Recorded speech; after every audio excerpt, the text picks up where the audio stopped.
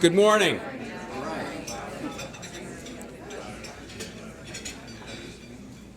I think we're going to continue to do some fine tuning this morning, but thank you for your cooperation. Thanks very much. Welcome to the 7th Annual School of Business Power Breakfast. My name is Gary Giamartino. It's my privilege to be Dean of the School of Business. It's a great honor and a great thrill to see all of you here this morning. I hope you will enjoy yourselves. This event has become something like a family reunion. If we define our family as the SIUE Business School and faculty, alumni, advisory board members, alumni advisory board members, and invited students, then we all are considered a family. But as with any extended family, when we get together, not everyone recognizes each other when you have a large family. So if you don't mind, I'm going to ask some folks to stand and some groups of people to stand and to be recognized as I call out your names. We have School of Business alumni here. Can I ask all of our School of Business alumni to please stand? Alumni, please stand.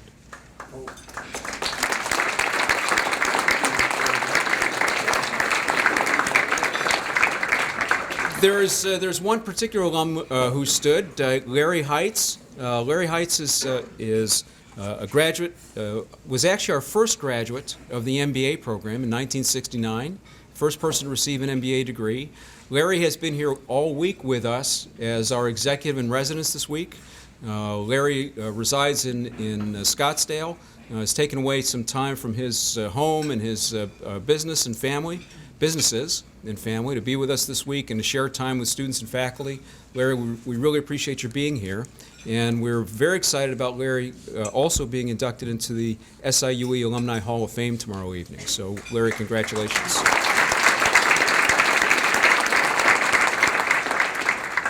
Can I ask all of our advisory board members and alumni board members to please stand as well?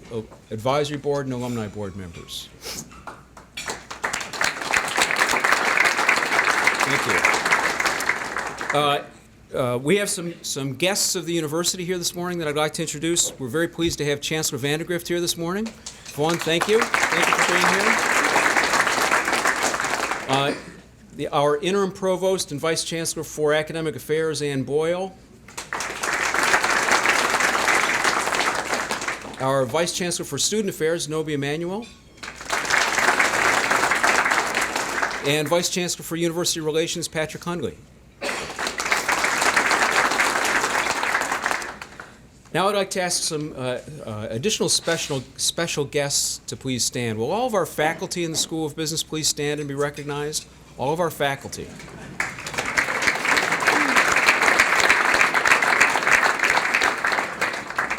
And there's one group of students, one group that we have not invited to stand yet. Can I ask all of our students to please stand? All of our students. Wait, don't sit down yet. Don't sit down. Don't sit down.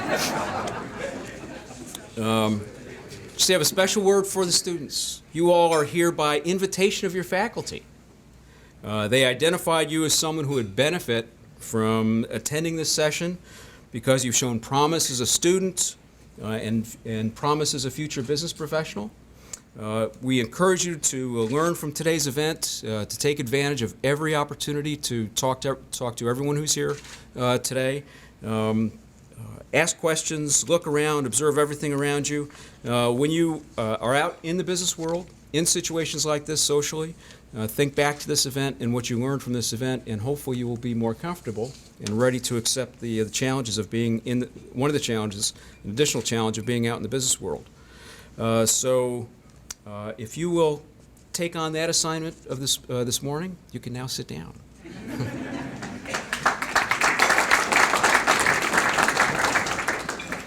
The job of selecting a power breakfast speaker for the School of Business is an easy job and it's a difficult job.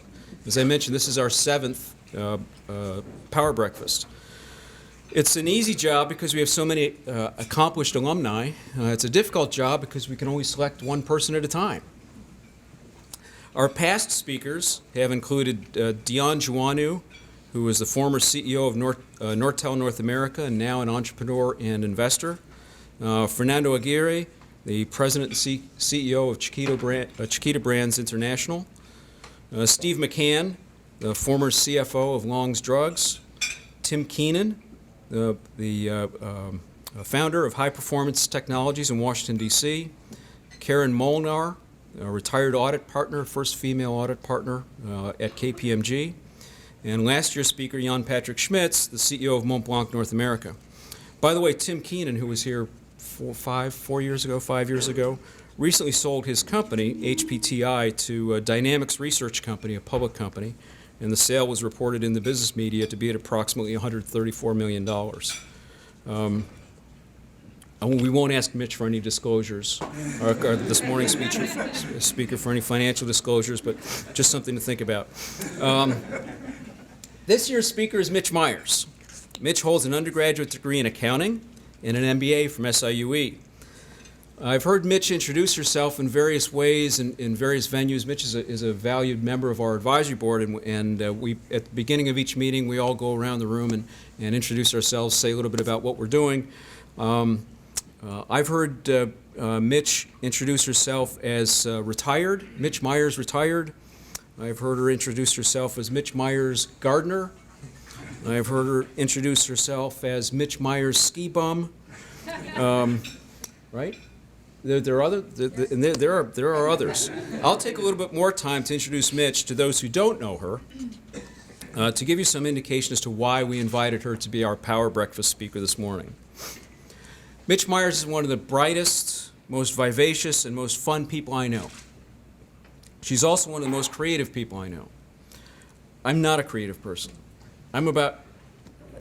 I can't even finish that sentence because I just don't have any creative bones.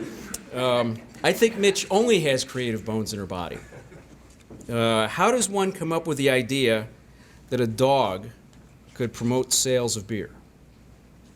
Well, Mitch and her team came up with that idea. They executed it, they created it, and they created one of the most memorable advertising campaigns, the Spuds McKenzie campaign, in the history of Anheuser-Busch. For years, Spuds McKenzie appeared on glasses, posters, television commercials, plastic mugs, ice buckets, sunglasses, metal buttons, talking speakerphones, serving trays, and many other products, some of which I think Mitch invented too.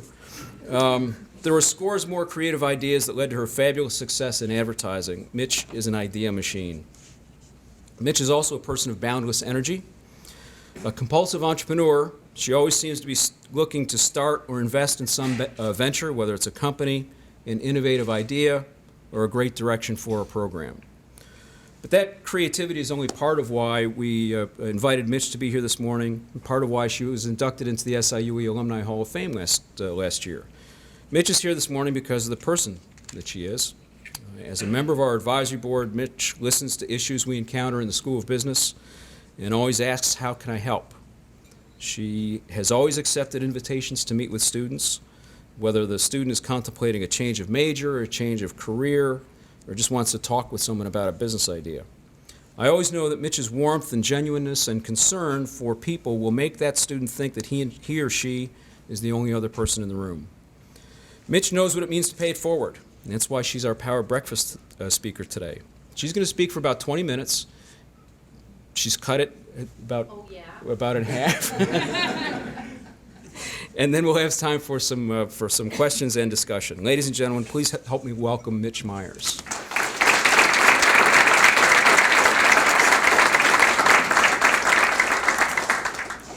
Well, speaking of creativity, I think we need to take a moment to be thankful for Steve Jobs. Never was there, a human being that did so much for planet Earth, and especially in the industry that I worked in. And that should be something that all of you think about as an individual, and you go forward to work in life. One person can make a difference. Maybe Congress can't, maybe a country can't, maybe a major corporation can't, but Steve Jobs single-handedly made a difference. Another person who's done that closer to home is Von Vandergrift. As I drive on this campus and I look at all the construction and the fabulous things that are going on. I know his personal motto must be go big or go home, because in the last few years, knowing what's going on with the economy and the state of Illinois not paying the bills that they owe us, this guy has never taken his foot off the gas, and this university is directly benefiting from that. So thank you, Vaughn.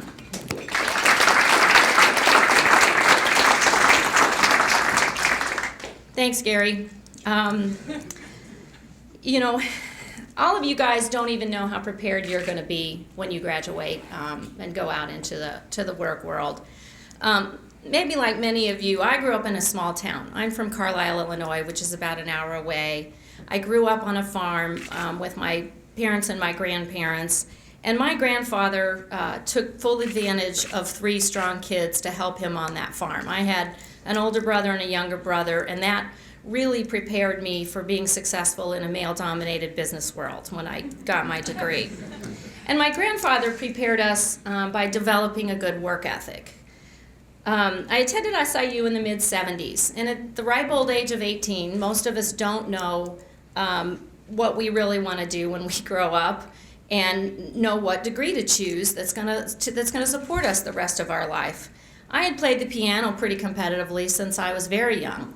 So I sat with my guidance counselor and I said, you know, I want to major in music. And he's filling out the paperwork and he doesn't even look up from the paper and he says, pick another major. You know, I didn't want to look stupid and feel unprepared, so I said, well, I work in the accounting department of the bank. Accounting, that's good. There's going to be accounting jobs when you graduate. If I could find that guy today, I would shake his hand. You know, and at the time, it was almost devastating to me because I thought, well, this is what I want to do. He said, minor in music. So I did. I show up and, that me? Graduated with my accounting degree here then in the late 70s, and I began working for an all-male firm in Belleville, Illinois, doing tax and accounting work. So thanks to the brothers again for helping me hold my own there.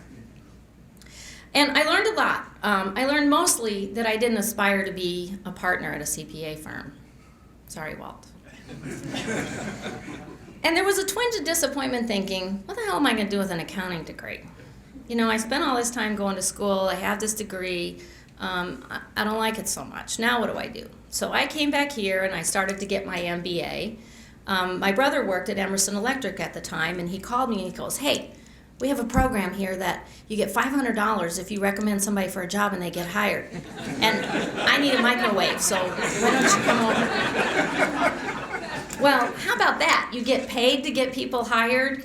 They paid for my MBA as well as a salary. You know, gosh, too bad that ain't happening anymore.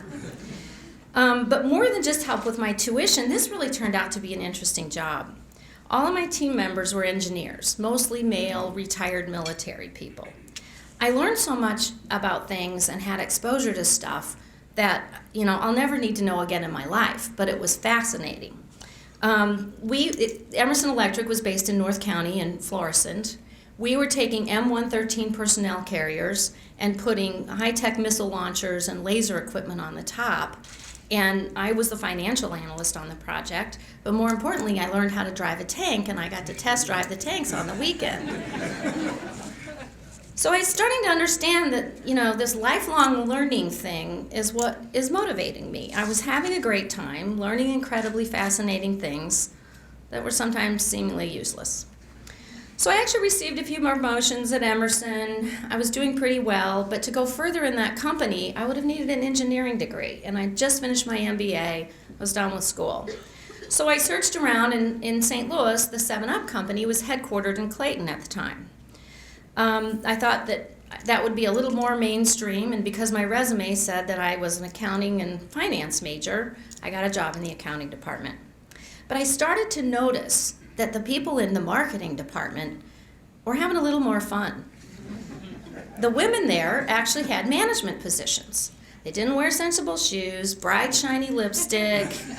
I'm like, you know, I think I would be interested in that. So I let my boss know, look, I'll take this job, I really want this job, but I want to work my way into the marketing department. Within a year, the 7-Up brand brought me into their marketing group. The group director sought me out because his marketing people didn't have any financial sense. They were always running over budget, and he was getting in trouble. So he said, if you come in, we'll teach you marketing, and you cover us financially, which I thought was fair trade. I worked really hard to learn the sales and marketing aspects of the business. Beverage industry is really fast and furious. And once you get a job in that industry, a lot of times headhunters come calling. And my phone was ringing by a headhunter that said that there was a major brewery looking for an assistant account executive to introduce a new product. So I get selected with 10 other guys.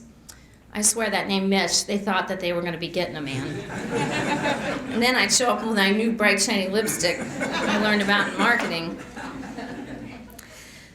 So I knew a lot of the guys that were being interviewed for this job, and they had a lot more marketing experience than I did. But interestingly, the guy doing the hiring had a guy working for him the year before that ran him over budget, they almost got fired, and he liked my financial acumen. So that accounting degree helped me in many, many ways. Now I know that smart people will tell you to have goals and a plan to reach those goals, but I didn't know enough about myself early on to be able to establish those goals. So, what I had to do was just be open to possibilities and take advantage of opportunities and offers that, sometimes didn't seem like the best roadmap, but actually turned out to be good for me. The project I was assigned to there was to introduce Bud Light.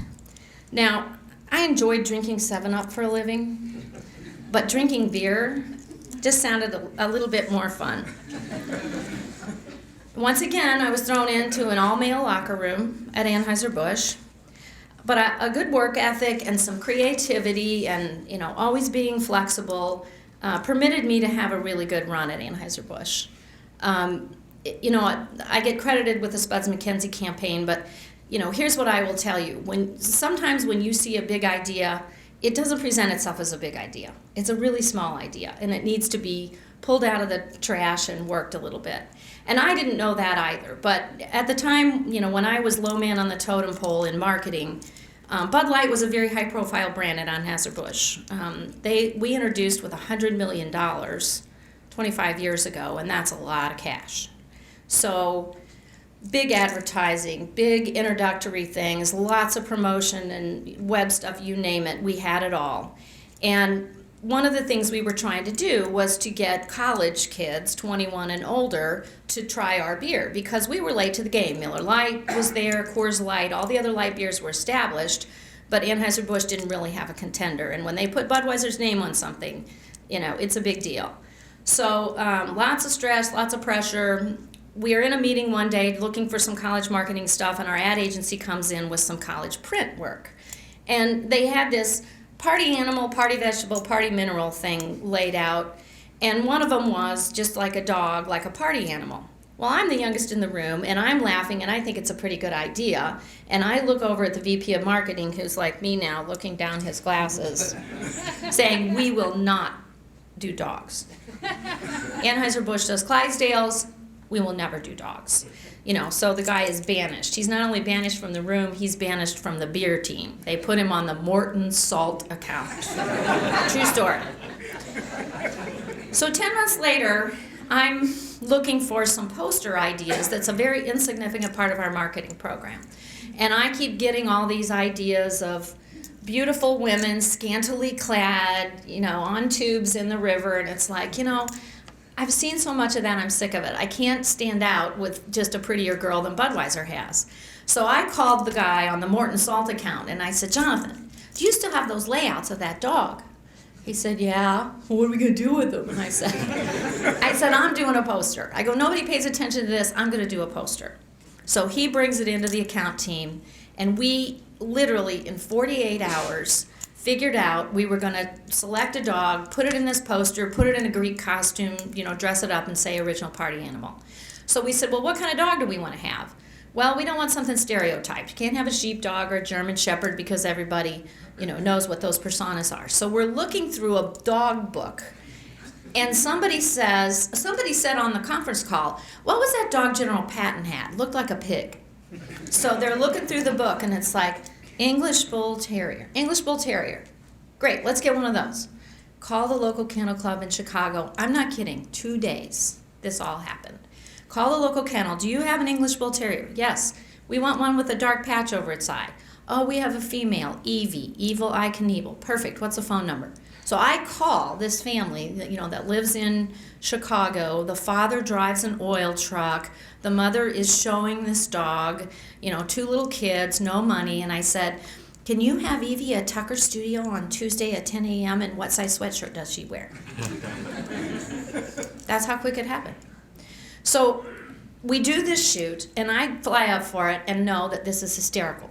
This is the funniest thing I've ever seen. And I come back, and those are the days of film. You actually had film in your hand, no digital stuff emailed to your computer. So I'm walking up and down the hall, and the guys are looking at this stuff saying, they're howling. They think it's hysterical. So I think, well, this would be a good poster. Well, it blew out sales of all the posters. So that year I decided, I'm going to do more with this. I'm going to take it to the bars. I'm going to do on-premise stuff. We're going to do a charity thing.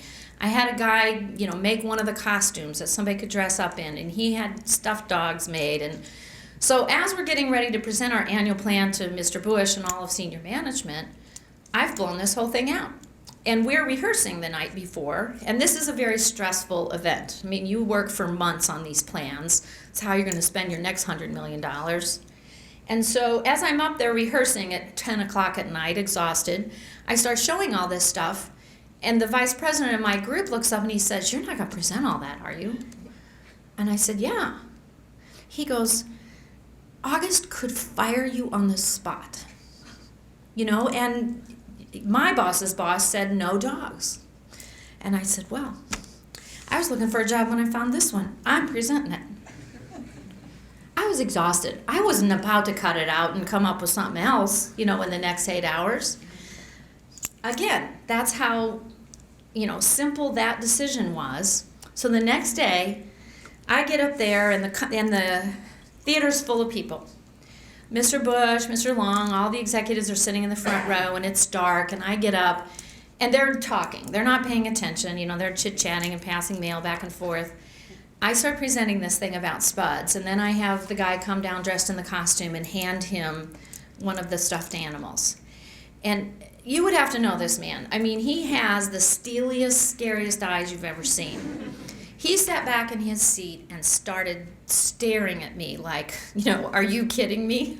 And I just kept talking, and I just kept talking. And the more he stared at me, the more motivated I got to sell this guy. So, 15, 20 minutes, I get done with this part of the presentation, and I go sit down on the front of the stage. He picks up that dog and comes stomping over to me, and literally, everybody in the theater gasped. And my boss is saying, I told her so, fire her. He walks over and shakes it in my face, and he said, this is great. So, I didn't get fired. We took the dog to a lot of places, obviously. I mean, at one point, I'm sitting at the World Series with the Spudettes and Spuds in the back of the limo, and my 2-year-old son, and the dog's licking his face, and, just kind of laughing that this is really a dog. She was really a dog. But what she did for us was amazing, and what we did for that family was amazing. I mean, their children went to the best schools. I mean, the kids, when they were teenagers, would go to school and say, yeah, Spuds McKenzie lives at my house. People would say, yeah, right. Anyway, shortly after that, I was approached by a creative director in St. Louis. He was starting a small promotion agency, and he was partnering with a writer, and he came to me and he said, we need a suit. We need somebody that can sell. So I walk away from this great job at Anheuser-Busch. Stock options, one of the highest, females, at least in the marketing department there at the time, and immediately took a pay cut to go to work for these 2 guys. Now, I know my finance professor here would probably say, I taught you better than that. But it was an entrepreneurial opportunity that was just perfect for me at the time. I know my friends and my parents all thought I was crazy, but I, at that point, knew what motivated me and, what made me want to get up and go to work every day. I was following my heart, my passion, no real idea where that would lead me. But I knew I was a hard worker compared to most. I knew I was developing my communication skills. Whether it was a formal presentation to senior management or a cold call to a client to get new business, I was getting pretty good at it. And originally we were like the little rascals. I mean, we grew very slowly. We only took client work that was the best and most creative. And I'll tell you, you can get real hungry working for the best creative jobs. Several times we personally had to write checks to make payroll for the few people that worked for us. And that was a sobering experience. That's where we learned the art of schmooze with our bankers. Lines of credit for receivables business were not that easy to come by, and those guys were great to us. We developed a nice crop of St. Louis clients. We maintained work for Anheuser-Busch. We added Energizer Battery, Ralston Purina, Continental Baking at the time. Being a small agency, all the work we did was project-based. So there's no contracts and no commitments. You're only as good as your last project. While that's a difficult way to build a business, I think it made us smarter and harder working and was good for us in the beginning. As our portfolio grew, I became more confident in our ability to sell and to execute great thinking. So I picked up the phone and called New York and LA and Chicago, trying to get work from other big clients. The next lesson I stumbled on was people would say, well, why would somebody in New York hire a little boutique agency in St. Louis? Well, you know, our Midwest cost of doing business was less, and that was a value that people could appreciate. But more importantly, you know, we were honest, we worked hard, we tried harder. We were the Avis. We were these squeaky clean farm kids compared to those snarky overpaid suits that they were hiring in New York, and they loved us. So that helped us grow our company. And we were adding all this new business, and we needed to find talented, like-minded people to help us execute it. Well, my creative partner is the complete opposite of me. He is Jerry Garcia, an old hippie from the 60s, ripped jeans, dirty shirts, dirty ball caps before you could buy ball caps that way. He was actually the freshest, most brilliant creative mind I've ever known to this day. And he scared a lot of our clients. Sometimes we would have to, you know, sort of keep him home. But because of him, I learned that I had to accept somebody really different from myself. And when you're in corporate America, you tend to get into that. You know, everybody's got tasseled shoes, everybody dresses this way, and you kind of all look alike. You all become, you know, the same monkeys in the zoo. And when I got out on my own, I looked at my husband and I said, did I look like that? Did I act that way? And he's like, yeah. So my partner taught me it's the characters that you surround yourself with that make life interesting and make you, you know, better than you are. He was hell-bent on hiring these kinds of people. And I realized that this creative cocktail is what set us apart from our competitors. We hired a work ethic, we hired a personality, we hired a communication skill, and those didn't all come with the pedigrees that our clients were hiring.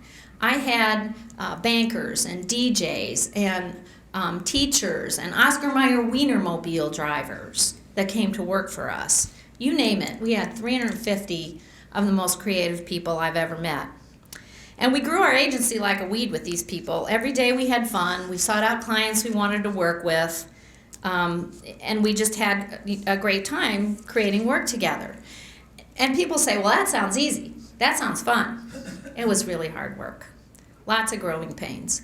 At one point, Miller Brewing Company was a client of ours. I got called by their senior management, and they brought me in and said, look, we have 10 agencies that do what you do. You're one of 10. We want to fire 9 and have you guys do all the work.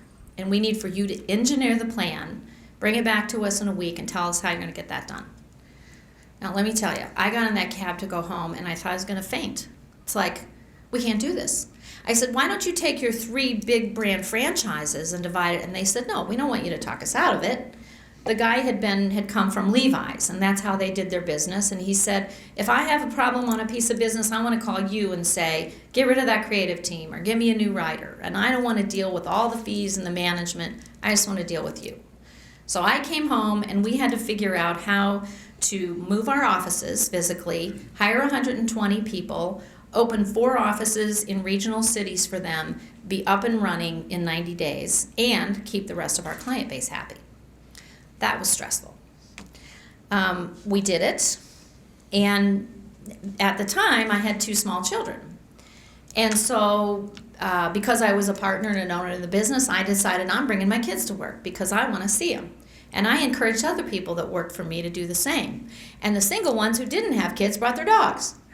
So it was a big family environment, and then we worked crazy hours, and sometimes it would be disruptive, but it was always worth it. And, you know, what I learned was from that is if you hire these crazy characters, you treat them like family. You know, you provide them a lot of the creature comforts that's going to keep them there. That'll keep them from going to your competition, because we then became a big agency in St. Louis that everybody was trying to steal our employees. So we had to buffer ourselves from that, and that was one of the ways that we did it.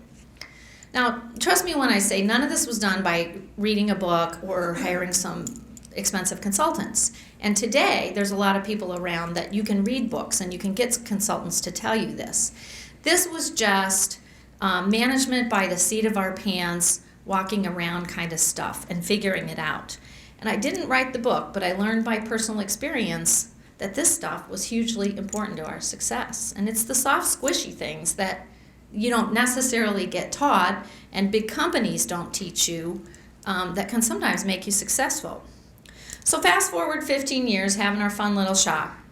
We're 350 employees, offices in 5 locations: St. Louis, New York, San Francisco, Milwaukee, Chicago. Our revenue was $45 million a year annually. We were named Agency of the Year in 1996, still toting our kids and dogs to work and, you know, just having a great time in our little family environment. And in the 90s, there was large consolidation in the advertising business. Major ad conglomerates were buying up agencies like ourselves to do promotion and web development and product design and things like that to improve their revenue stream. We had a couple of suitors looking at us, and we chose to go with the Interpublic Group in New York. My creative partner and I retired after selling the company. All of our employees and our senior management retained their positions and their jobs and went on with business as usual. We made sure that none of that was going to change. And this was a successful end game, and one that I had not imagined early on when I got a degree in accounting and finance and took those first couple of jobs. I really just followed my passion and meandered my way to a successful career. And the last lesson I learned after leaving Zipatoni was that many of the things I did personally and that we did as a company were real teaching moments for some of the young people that worked for us. This past Christmas, I got a Christmas card from a guy who had worked for me, and he's an executive at Ralston now, and he said, "I just delivered a whole Christmas to a needy family, and they got an extra box of chocolates from the sheriff." My title was sheriff. He said, "You know, I just wanted to say I appreciate what you taught us to give back." Last night, I'm standing in my kitchen fixing dinner, and my cell phone rings, and it's a guy that worked for me. He had actually worked for Ralston Purina. He was the CEO's assistant when I tried to hire him. And here he is up in the 12th floor of the ivory tower in the corporate offices, and I went in to see him, and I'm like, "It's so quiet here. I don't hear the pinball machines. You know, what do you guys do for fun?" And he was just laughing because we had done some creative things together. And I said, "Jim, you're too young." I said, they've put you on ice already. You're too young. You need to come be the president of our company."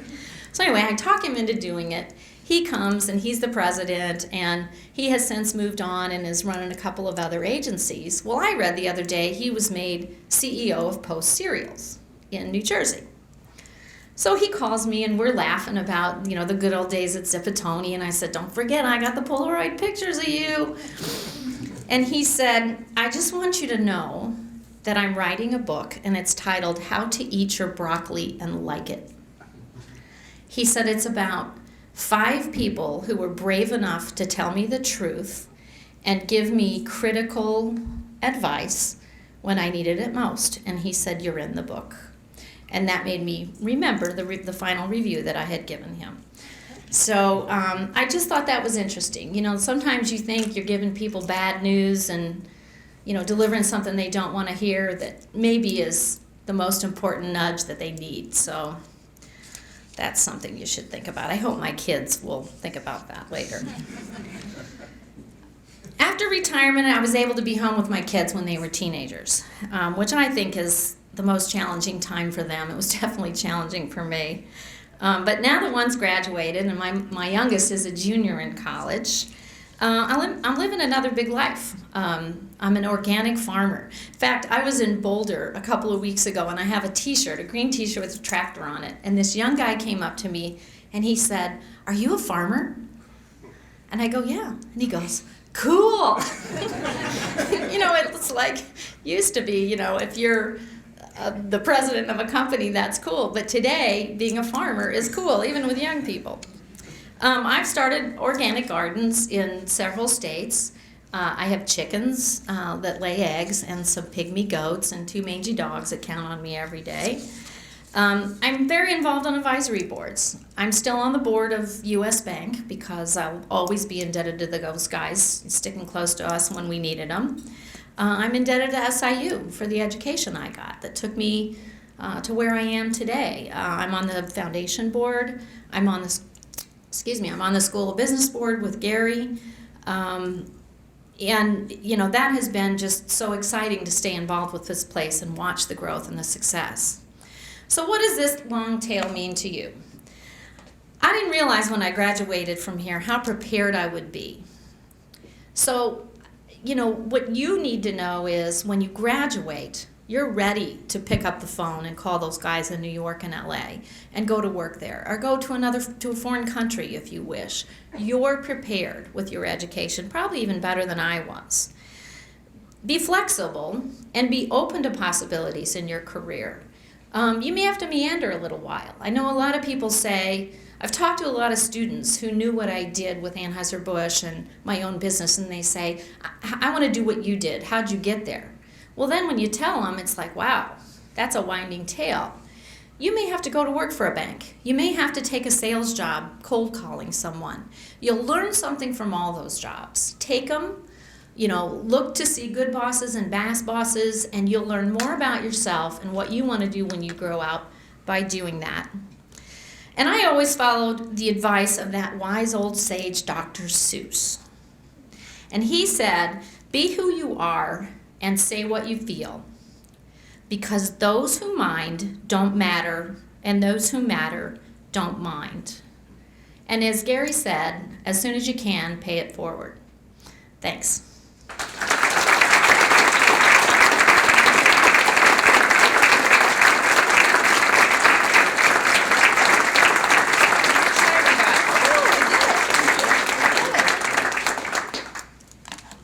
Has anybody got any questions? Take some questions? Sure. Mitch, I've always wanted to ask you this. How did you come up with Spuds McKenzie as a name? Well, at the time, on Saturday Night Live, there was a shtick that Steve Martin was in, and it was the McKenzie brothers. Right. There were these guys from Minnesota, and they were just, for you young ones, they were just these Hoosiers out on the town for, a night on the town. Very funny guys. So, we thought that somebody said Spuds McKenzie. And we thought that was just a little too campy, and the writer said, well, let's call him Spuds McKenzie. Once again, Ralph, 2 days. 2 days. And, there have been many times that I have worked with, I remember sitting in the vice president of marketing of Coca-Cola's office. And he said, where are the big ideas? You say you got big ideas, where are the big ideas? I said, they're in my dumpster. We come up with big ideas and we present them to your people. They don't buy them. They're scared of them. They don't know it's a big idea. And that's true, in many instances. That the big idea looks so big. It's got to be worked, and it's got to be polished a little bit, and it's got to be given a little oxygen. And so, a lot of times people think it's just going to show up wrapped in a big shiny box and say, here it is, big idea, $1 million. Don't work that way. Anybody else? Would you take another corporate job? Oh my. No. Now let me say this. I think I was only as good as I was because I worked for big companies. I learned so much. A lot of people will say to me, students will say to me, there's no jobs. I'm just going to work for myself. I'm going to start my own company. You don't know anything. Go learn from people. Learn on their nickel and see what they do and observe the positions. That's the only way you're going to be good on your own. I remember when I was working for Zipatoni, when I left Anheuser-Busch, it was kind of a little bit of a hoo-ha in the media because I was a female and people thought that I should have been moved up and promoted, and there was a little bit of discussion about senior management not promoting me, and it's like, I'm going to do something more fun. Well, when this came out in the media, I started getting phone calls. I got Coors called. Coors flew me in. Let's talk. We want you to handle all our new products. Coke called me in. And the interview at Coke was wonderful because I met with everybody. I met with the president, all the vice presidents. I got straight from the horse's mouth, what their issues were. Then I go into the HR department at the end of the day and I start getting all the questions about what was the hardest negotiation you had, and I just said, stop right there. I don't want this job. So I go back to the vice president of marketing's office, and he said, what do you mean you don't want this job? It's the best job in America. And I said, Sergio, this is absolutely the best day I would ever have at Coca-Cola in my career. I'm going to come back and take a job and work with all the schlubs you don't want to talk to every day. I don't want the job. Thank you. So, you have to take the best at what they have to give you, I think. And then if you have the right aptitude and abilities and good ideas, then get out and own your own business, because that's where you can make some hay. Yes? Mitch, on that note, when you graduated from SIUE, did you expect to own your business one day? No. All I knew was I didn't want to be a stewardess. I didn't have any idea what I was going to do with my life, honestly. And my son graduated. He went to school 2 years here, and then he went to Colorado, and had no idea what he wanted to do when he graduated. And he's got a political science with an international affairs major. Guess what? He's going into the business I was in. And that's fine. I'm fine with that. You learn from everything. You will learn from all your experience. Nothing is a bad experience. And when my parents were coming through, you worked for the same place for 30 years and you got the gold watch. My father was horrified at me. He said, you change jobs more than you change underwear. I'm like, I'm learning, Dad. I'm not good at that. I'm good at this. And I think that's the way it is now. That's not frowned on anymore. People almost looked at it as a benefit because you have more experience. What about outsourcing in your field, either way, in terms of creativity? Was there something we can do for some of the emerging countries, or will they take over some of our creativity? Do you see any flow either way that we could help the Chinese economy expand more with creative ideas because they don't have that philosophy? You know what? I hope, Walt. You look at somebody like Steve Jobs and you say, wow, if that mind was turned on fixing our government or fixing the work with China and India and how to make that work to all our benefits, wouldn't that be fabulous? I'd love to see that someday. I hope it happens. But there's a lot of talent. There's a lot of people from India that, I know in web development now, that's where most of the work is getting done. We outsource to them. They're working while we're sleeping all night. And really, really bright minds being educated in that regard. So I hope so. Anybody else? Paulo, come on. You have a million questions. Mary. What do you think about the marketing of SIUE? I know we have the fee, and you have a marketing genius. Yeah, well, Mary, I'm just glad to see it. I was here. I've been through a few chancellors. I've been around. And I remember one chancellor taking me to a baseball game and said, okay, look, I just want somebody to know where SIU is when I'm sitting next to them in the ballpark. I don't want to explain how you have to come across the river to get over here. So I said, well, you got to spend a little money to tell people that. And in the, you know, the last 4 or 5 years, the university has come up with money, and I think a great campaign. Those billboards are just outstanding, you know, going into St. Louis, and now all the electronic media that we get, the brochures that come electronically, we can just communicate with so many more people. It's outstanding. The most exciting thing for me is to talk to someone who hasn't been on campus for a long time. Gary last year says, hey, I've got a hard one for you. We have an alumni in Colorado, and I know you're out there a lot. She graduated from here in 1967 as a business major, left, moved to Denver, met a guy, and they started a little real estate agency, which now happens to be RE/MAX, co-founder of RE/MAX. I'm like, okay, I love that. You know, it's like, let's go get her. So it was a little difficult to get a meeting. I finally get a meeting with this woman, and the thing that I wanted to do was show her pictures. You know, here was campus when you were there. Here's campus today.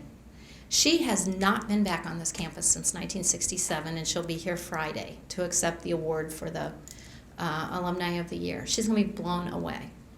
So that's really exciting for me, is to try to find those alums. I mean, the people that Gary talks about, there was an impressive crop that's come through here, and you guys are going to be as well. I mean, 20 years from now, you're going to be at this podium, so get your story.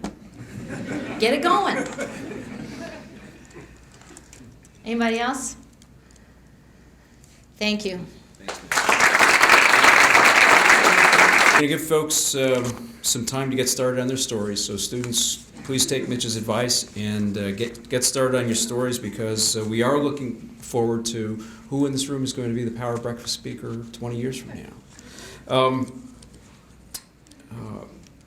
I want to thank everyone for being here today. Again, thanks Chancellor Vandegrift. We appreciate you coming out. Thanks to the Vice Chancellors. Thanks to our alumni and our students and our faculty especially our faculty, for creating this mini mentoring opportunity with our students. You got some good advice this morning. I hope you all remember it, take note of it, and take advantage of it. Thanks to everyone here today. Let me do a short commercial before we break. Tomorrow afternoon at 1:30 in the Cordy Room, and that's Founders Hall 2407, we're going to have a panel on entrepreneurship. We're going to take advantage of some of the extraordinary entrepreneurs that we have gathering together this week. Mitch Meyers, Larry Heitz, and we'll also be joined by John Martinson, who will be inducted into the Hall of Fame tomorrow evening. John has a venture capital firm, is the founder of a venture capital firm called Edison Ventures in New Jersey, and he's a terrific, dynamic venture capitalist, and also a tremendous philanthropist with their family foundation. They do a wonderful job of supporting educational programs in science, technology, and engineering at colleges and universities around the country. So please come out tomorrow afternoon. We'll have a panel discussion. We'll see if we can tap some of the advice of Larry and Mitch and John on entrepreneurship. So if you've ever had any inkling that you might want to have your business or start a business, or help one of those stodgy old firms that Mitch talked about become a little more entrepreneurial, please join us at 1:30 tomorrow. Thank you all for being here. It's been a great morning. Have a great day.